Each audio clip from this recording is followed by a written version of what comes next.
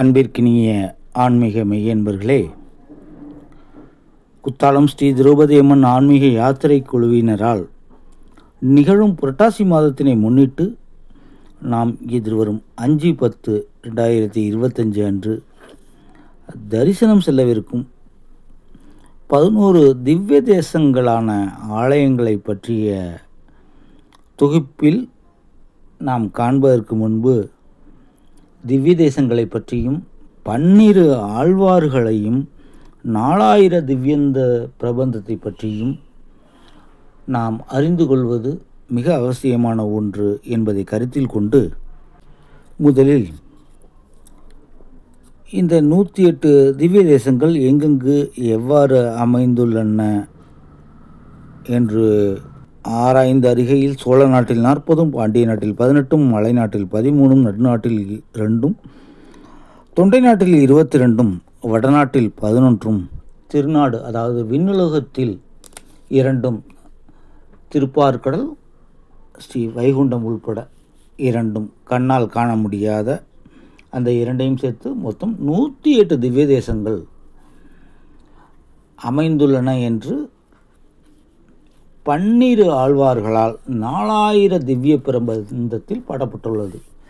இவர்களால் மங்கள சாசனம் செய்யப்பட்டுள்ள ஆலயங்களே இன்று நாம் காணக்கூடிய திவ்ய தேசங்கள். மங்களாசாசனம் என்பது இறைவனை போற்றி பாடக்கூடிய பாடல்களின் தொகுப்பா அன்றி வேறில்லை. இந்த மங்களாசாசனம் செய்த 12 ஆழ்வார்களில் நாம் சற்றே ஆய்ந்தறிகையில் இதில் முதலில் பொய்கை ஆழ்வார்.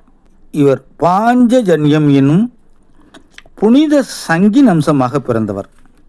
அதாவது பெருமாளின் கையில் இருக்கும் பாஞ்சசன்யம் என்ற சங்கின் புனித அம்சமாக பிறந்தவர்.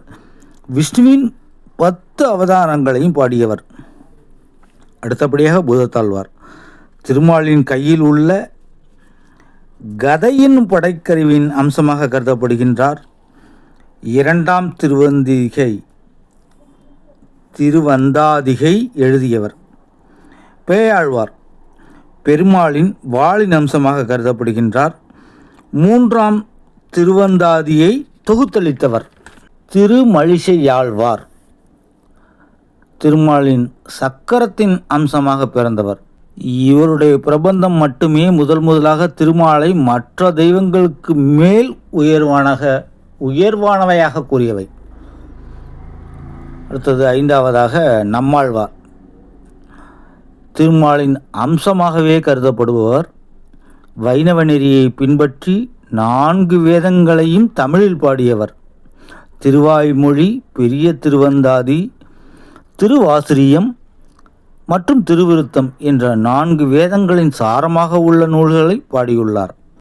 அடுத்ததாக மதுரகவி ஆழ்வார் நம்மாழ்வாரின் தலைமை மாணாக்கர். திருமாலின் கருட வாகனத்தின் அம்சமாக பிறந்தவர். நம்மாழ்வாரின் பாடல்களை மக்களிடம் பரப்பியவர். தன்னுடைய பாசுரங்களில் தன் குருவையே தெய்வமாக கொண்டு பாடிய மதுரகவி ஆழ்வார்.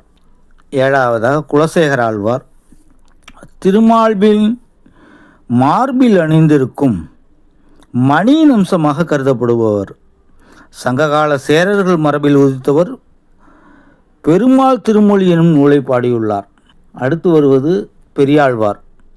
இவரும் கருடனின் அம்சமாக கருதப்படுகின்றார். இவரது வளர்ப்பு மகள் பெண் ஆழ்வார் ஆண்டாள். ஆண்டாளை அரங்கனுக்கு மனம் முடித்து கொடுத்ததன் மூலம் அந்த அரங்கனுக்கே மாமனாரானார். இறைவனுக்கு கந்திஷ்டி விழுந்து விடுமோ என்று அஞ்சி இவர் பாடியதே பல்லாண்டு பல்லாண்டு பல்லாயிரத்தாண்டு பல கோடி 100,000 ஆண்டு என்று தொடங்கும் திருப்பல்லாண்டு. அடுத்ததாக நாம் பார்க்க இருப்பது ஆண்டாள். 12 ஆழ்வார்களில் ஒரே பெண் ஆழ்வார். தன்னுடைய பக்தியினால் இறைவனை ஆண்டாள் என்று பெயர்பட்டால் துளசி செடியின் கீழ் கண்டெடுக்கப்பட்டு கோதை என்று பெயரிடப்பட்டு பெரியாழ்வாரால் வளர்க்க பெற்றவர். இறைவனுக்கு தோல் துய்த்திருக்கும் மாலையை தனக்கு சூடி இறைவனே இறைவனுக்கு அணிவித்தார். இதனாலேயே இவரை சூடி கொடுத்த சுடற்கொடி என்று போற்றப்படுகின்றார். ஆண்டாள் கொண்டை மற்றும் கிளி பிரசித்தி பெற்றவை. திருப்பாவை மற்றும் நாச்சியார் மொழி இரு பக்தி பாடல்கள் இவர் இயற்றியது. இவர் பூமி பிராட்டியின் அவதாரமாக கருதப்படுகின்றார். அடுத்து நாம் பார்க்க இருப்பது தொண்டரடிப்பொடி ஆழ்வார்.